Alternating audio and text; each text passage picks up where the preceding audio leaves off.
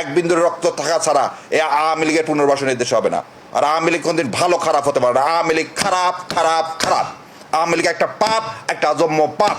মুজিববাদ এই দেশের জন্য একটা কলঙ্ক। আজকে এই পার্লামেন্টে দাঁড়ায় আবার সেই বিভক্তির গন্ধ ঠিকই দেখতে পেলাম।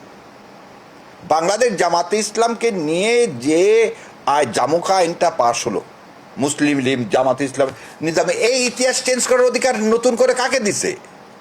এবং সেখানে কিভাবে 11 দলের একটা দল এই আইন জানা সত্ত্বে কিভাবে সমর্থন দিল? লিখিত সমর্থন দিল কিভাবে? তা কার ইশারায় আপনারা সমর্থন দিলেন? জুলাইয়ের অংশীদার আপনারা 11 দল, 11 দলের প্রতিটা দল জুলাইয়ের অংশীদার। আপনি আপনার অংশীদারের পিঠে আপনি চাকু মারলেন কেন? কি কারণে?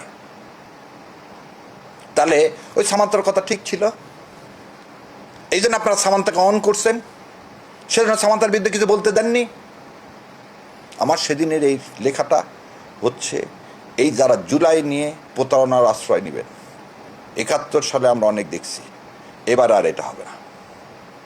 এবার আর কোনো প্রতিবিপ্লব করতে দিব না। এবারে আর কোনো রকমের এদেশে আবার তাদের চক্রান্ত বাস্তবায়ন করতে দিব না।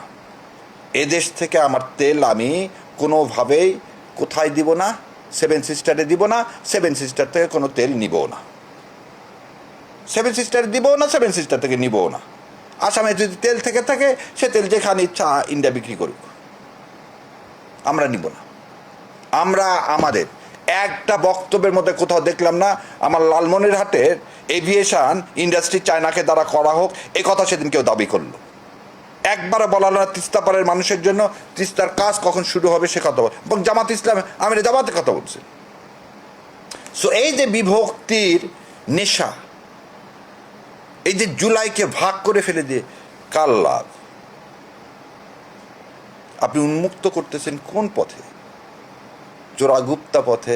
হাসিনাকে ফেরত আনা যাবে না।